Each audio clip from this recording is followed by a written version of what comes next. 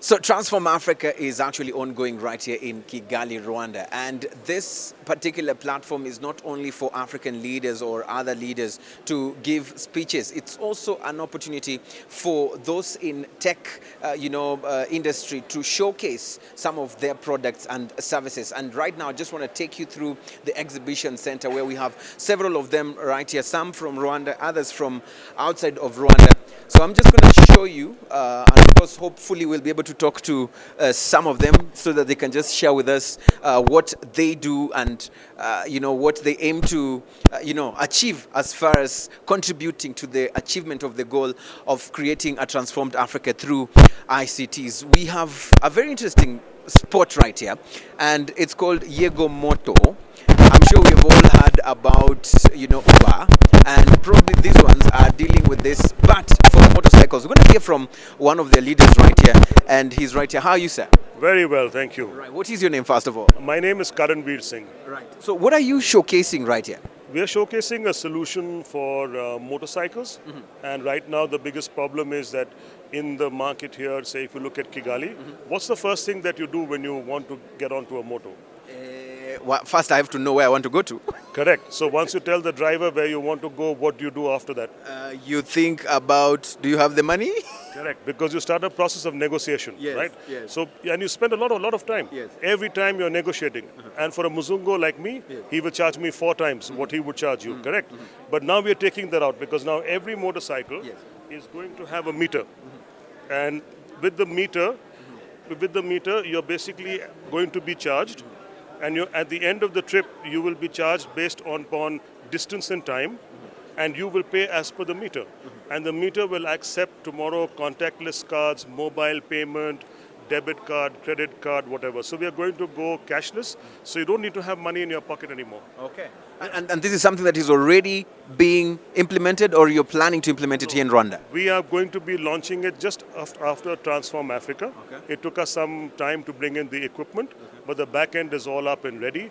We've been researching this project now in Rwanda for 2 years, and we are ready to go. Okay. Probably someone will say the challenge has been more of safety, security, avoiding of accidents. And someone will say, I haven't had a problem with negotiating. And probably this might be even more expensive, where I would go for to be charged 1,000 Rwandan francs because this meter says I have to be charged 2,000. I would have actually negotiated because this motor guy does not know that that should be the value of that trip. Some people argue and say that is actually not the main priority. What do you think about that? Okay, so there are 2 things which you raised. One about safety and security. So the first thing that you must understand that with this device there is a GPS. And when we install this on the moto, we put another GPS also onto the motorcycle. So there are actually 2 GPSs. And we are providing the data SIMs, and these bikes are continuously connected to the network. So we know at what speed he's driving, and if he's driving fast, we will give him a warning on the screen. The passenger can also see the warning. If he's driving rash, again we will give him a warning on the screen. Then the drivers will be rated, so you can basically getting on before, you can see whether the driver drives safe or not. So that's a very small part, but a very important part of driver safety. Of course, we are going to train the driver. God forbid there's an accident. Instantly our back end knows. We will inform the police, we will inform the ambulance services. In fact, we will be also launching our own ambulance services, more as a corporate social responsibility. But we will have at least 6 ambulances around Kigali, also to be able to respond to any adverse situations that may arise. Talking about the price, how do you decide upon the price today? So that's a very good question. Actually, today we have spent more than 2 years, like I said, talking to passengers and talking to motorcycle drivers, calculating data on what is it that they actually charge today. We have collated all of that data, and based upon that we came up with an algorithm which basically calculates the price. Then we have taken it into the real market and have seen, and actually speaking, in most cases we are between 5% to 10% maximum, but normally lower, not higher. But what we are doing is we are normalizing it. So what happens is that if you look at a motor driver who started the day, during the day, he's got competition, he's charging a low fare. As he goes into late evening or early morning, there are no other motors around, he charges a very high fare. But we have capped that also. That is capped. I want to just touch on that aspect of the cost, because if we are solving one problem, are we not, getting at a risk of creating another one? I'll give you a specific example. For example, in Kenya, when Uber taxis came in, we saw a lot of, discord between the Uber taxi drivers and the ordinary taxi drivers, and they were claiming that you are taking away jobs from us, and it brought a lot of issues. So, as you said, this is slightly lower. Aren't we going to see the same, and how are we going to deal with this? No, it's going to be on every motor taxi here. Okay. It's not that we are not going to put it on 50 or 100. We are putting it on all 15,000 motor taxis. In Kigali, and then we are going to go to the rest of the large cities. And if we feel that there's a requirement, we might cover the rural areas. So there's no question of going to be that it's going to be an elective process. It will become something that every motor has it. And the reason why Uber makes no sense here is that if you call a taxi today using any service, you have to wait 5-10 minutes. Almost everywhere in Kigali, regardless of time of day, you just step out and there are 5 motors standing there. So why would someone want to wait 5 minutes to get a taxi when there are taxis standing there?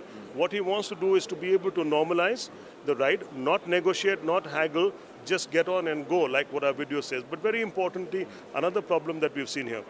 Just supposing you're going from point A to point B. You said, I want to go from UTC to Remera. In the middle, your friend or your boss calls you and says, hey, listen, you come to RDB. Yes. You know what will happen? You have to stop. You have to negotiate with him again, and he may not even want to take you. Then you have to get off and again get onto another motor and go. In this case, it's by meter. There is no negotiation. You just tap him and say, listen, friend, I need to go to RDB now. He turns the bike, goes to RDB, you pay him as per meter. All right. Good. Finally, before I let you go, the issue of infrastructure, to be able to have such, innovations or solutions to some African challenges, especially when it comes to the whole blueprint of Transform Africa and wanting to transform all the African cities into smart cities. Where are the stumbling blocks? What should be done to deal with these issues to ensure that we are all moving in the same direction, both the investors and the policymakers? Well, I think there's a lot of interest, as you can see from the number of exhibitors who are here who want to come into Africa. Biggest challenge for any company which is coming in, this project is going to cost about $15 million. We are not selling the equipment, we are installing it. We are here for the long term. We hope to recover our cost over a 5 to 7 year period, but to give back a lot to society. What I haven't mentioned to you is the huge amount of big data that's going to be generated by this system. So imagine today you would have heat maps telling you where people travel, what is the density of traffic, what is the speed of traffic, what is the origin and destination point. How does this help for Ministry of Infrastructure or for Rwanda tomorrow to be able to decide that, look, should I add a bus route? There are so many 100 people traveling from point A to point B. This data doesn't exist today. So all of this data will be given back, which is value again back to the government to do smart things and smarter planning with analysis. What we need as a company coming in and investing, whether it's Rwanda or it's any other country in Africa, it would be basically some kind of an assurance from the government that you're coming in, you're making the investment, you're doing a good project, and there will be business continuity. Not that 3 years later we are suddenly told, thank you very much, but we have decided we don't want you here. Okay. So you need that assurance. Any businessman would want that. Absolutely. Thank you so much, sir, for your time. Thank you very much. Asante sana, Yego Moto. That's it. Of course, another interesting place to talk about is right here where we have health solutions. And I just want to talk about this, and I'll be joined shortly by someone from this particular stand. There you are. How are you doing? I'm good, thank you. What is your name and what do you do here? Alicia Atete, and I am the marketing person in charge of AOS booth today. Right. Yeah. ICTs in health. Very significant, very important thing that we cannot avoid. Take me through this and what the contribution should be in ensuring that we have smart cities in Africa. Thank you. So today, as you can see, we're showcasing healthcare solution, virtual reality, and a CCTV solution. In my opinion, personally, the virtual reality one is the one that has blown my mind. Yeah. All of them are obviously very significant in building smart cities.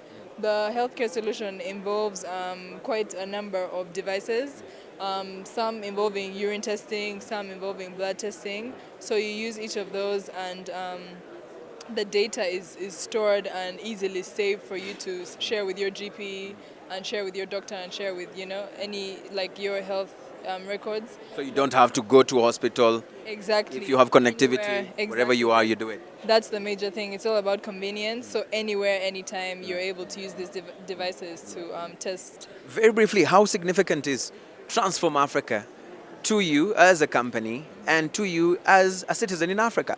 Well, it's good you said both of those. So as a company, obviously we get to network and connect with a lot of potential partners and potential clients. AOS, we also run the National Data Center. So we obviously find clients who are looking for web and mail hosting services, etc. And for partnering, we do system integration, and we offer ICT solutions. So we look for people who will help us take those to other countries, develop them in Rwanda, solutions in health, solutions in tourism, solutions in security, like the CCTV one, procurement. So there's quite a number of them. Okay. Yeah. Finally, before I leave you, what message will you be wanting to leave with the policymakers, those who make decisions concerning, the things that you need to work with or to make your work, flow smoothly? What message will you be wanting to tell them right here? Thank you. You want to say thank I you? would want to say thank you to them. Yeah, I like how fast the ICT sector is growing, and I'm enjoying to see the changes that are happening, the things that are being implemented. As I know, I don't know if you were at the opening session, but what the Minister of Youth and ICT shared, there's so much that's happening in the ICT sector, and obviously being an ICT company, we gain a lot from all the success. Yeah. Thank you so much as well. Thank you too. All right, there you have it. Of course, so much happening right here. We'll definitely be taking you to yet another very important stand, and that is the e-government portal, where all Rwandans or any other foreigners, for that matter, who want to access any government services are able to just log into that particular portal, and they'll be able to get those services, including the passports and more of those. Right here from the spot where all the exhibition is going on at the Kigali Convention Center in Rwanda. I'm Eugene Anangwe reporting.